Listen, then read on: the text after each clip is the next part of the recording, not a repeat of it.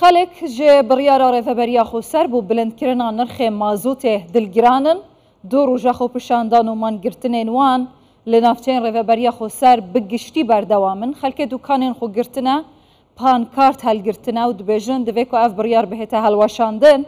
Heta nehête helweşandin em dê li ser cadeya bîn û ji ser cadeyan naçîn û dûkanê xwe jî venakeyn. Lewma ji Nûbar İsmaîl rojnamevan ji bajarê Qamişloyê dipirsim. Hêjayê Nûbar gelek bi xêratiya Kurdistan 24. Xwepişandan berbikî ve gehiştin nûke çawan e. Birastî ev roja duyemîn e ku ev mangirtin li kulana bajarê Qamişlo tê li darxistin. Biçûk li gorî ziyanên ku gihana xelkê ji vê biryarê em dibînin ku hejmara kesên tên di mangirtinê de bejdar dibin. Lê her berdewamin em hêvîne di demên pêş de ku rêveberiya Xweser daxwazên xelkê bicih bîne û em armancekê ji van mangirtina wergirin. Belê.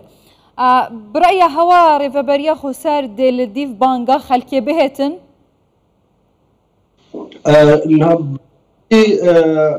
Mangirtin wê herî berdewam bin ta ku encam jê wernegirtin. Lê heta çira rêveberiya Xweser dikarî van vê bangaziyê bicih bîne yan jî vê biryara buharkirina nirxê sûtemeniyê jê raweste em nizan wê yekê. Lê herî berdewam in di mangirtinan de. Başa. Aliyên ji vê biryarê sûtmendin kî ne hêjayê Nûbar? Ê ku jê Sûdê werdigirin birastî yanî biryar ziyana digihêne tevayê milletê Bakurê Rojhilatê Sûriyê tenê jê digirin yanî rêveberiya sûtemenî ew ji bo çi tanha ti amarên wilo fermî tunene berhemên Sûdê yani perên ku li ser peydakirina çine ew jî nediyarin lê ziyan bêtir li xelkê tê kirin û taybet em ber demsala çilev ne ku xelk hewcedarî bêtir ji $300 menî tê ji wan tê xwestin ku derbazkirina demsala çile. Başa. Yani li navçeyên rêveberiya Xweser zêdey 40 milyon insana hene. Eger hatû rêveberî ji biryara xwe venegerîtin, hûn çaverêtken ev însanên hemû derkevine 4 milyon, belê 4 milyon min got, derkevine ser cadeyan û nerazîbûnê nîşan bidin? Birastî em nikarin pêkê bibêjin yanî mangirtin wê bi çi rengî berdewam bikin wê yani bersiva rêveberiya Xweser ji bo van mangirtinan wê çawa be em wê yekê jî nikarin bibêjin. Em hêvîne ku rêveberiya Xweser li banga xelkê vegere û daxwazên wana bicih bîne. Zirarên herî mezin ku niha têne kirin yani yek jê buhayê nirxê nan niha çêbûye, buhayê nirxê keresteyên rojane dest dixin ew bilind bûne. Koçberî yani rêjeya koçberiyê gelekî bilind bûye di herêmê de bi taybet piştî vê yani niha çi xelkek li Rojavayê Kurdistanê ku mijarek wî hebe ew berîye dixwaze li rêyekê digerek û ji vî welatî here yani. Başa. Ji bilê em bêjin li ser astê navdewletî Amerîka jî kelgehên petrolê li Rojavayê Kurdistanê diparêze û netewên yekbûyî hay ji rewşa xelkê heye ku gelek xirab e mûçeyê wan tê re debara jiyanê nake anha ji bilî nirxê mazotê nirxê 300 alavên dî kelûpelên dîyên xwarinê li bazar giran bûye. Bûçî heta nûke bêhelwîstin hiç tiştek negotiye? Niha yani em bêjin beşê petrolê yani rêveberiya Xweser de ye ew bi tenê berhemên wê derdixe û yani em bêjin dikire û difroşe.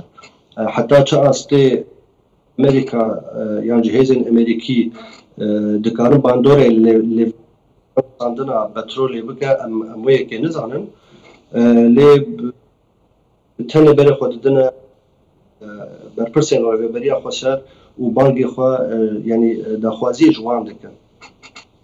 باشە ئەڤێن بڕیارێ بدەن کینە هیچ دیراسەک ji bo van biryaran pêşî bihêne derxistin encûmenek heye komîteyek heye li gorî rewşa xelkê û berîka wan û mûçeyê wan biryarê bidin yan jî hakezayî ne biryar.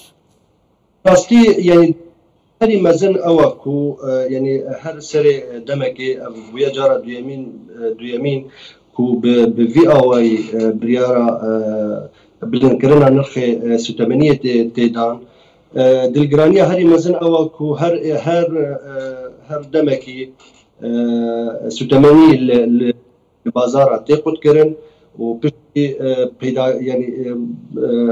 piştî qutkirina demekê ki hewceyê wê nadibin biryarek êvarê tê derxistê tê yani tê bikaranîn yani xelk bi tenê dixwazin karê xwe yê rojane berdewam bikin yani biryara bi vî şiklî bi vî awayî bi rastî gelekî dilgiraniyê çêdikir li ba xelkê.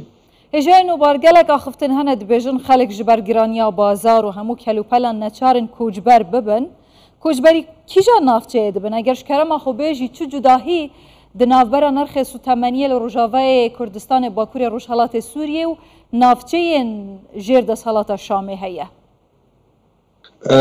Niha bi rastî yani ew cudahî helbet heye cudahî yani li hundirê Sûriyê yan bêjin li bajarê Şamê û Helebê ew ê dî nirxê sûtemeniyê bi gelek درج باكور ورجالات سوريا يعني اما فرقيه وين چنده يا فرقيه وين اويا باوايكي يعني ام بيجن حر يعني فريتي تفروتن فرقي يعني جاران كي قالك جدايه يعني لجهنا بلكي ب 10,000 تفروتن سنه لترك يعني يعني ب 15,000 تفروتن او فرقي قال لك مازنا لإما ام وك كسر باكور رجالات سوريا ام دبينكو بترولا سوريا بالتفاهي للجمع لباكور رجالات سوريا تي درخصتن يعني ارهمينا للجمع نفا السوداء وينا قرك بتاني بكيماني يعني لخلك باكور رجالات سوريا باشا ريفبريا خوسر ددم سالا زوستانê da hiç mazûtê li ser xelkê parvet ke rast e ew her demsala çile yani rêveberiya xweser sûtemeniyê li xelkê belav dike bo sobeyan tamam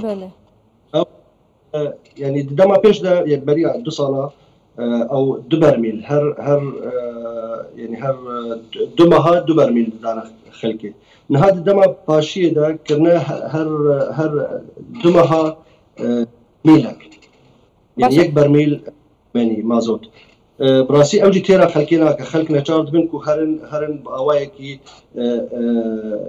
يعني نه امجد نه مفهوم حر بكره باشا يعني اوین کو درکتن خو پشاندانان دیاره نتنی کردن پیکاتین دنجی لوی نافچه درکتن خو پشاندانان اگر به وی رنگی بچیتن هون باورن حسا به امن و اولهی خو پشاندان بردوام بن یان جی امکان تدا یا دستین دن بکونا ناوی و آلوزی درکون انها براسي حتى ايرو روجا دویا بو تو آلوزی در نکتن و تو يعني استنگیجی پیش کسی خو پشاندیر در نکتن ام هیگنا بو بی اوای بردوام بکه و باش و انجام که ورگرن اجای نوبار اسماعیل روزنامه‌وان قامش لو گلکس پاس گلکس پاس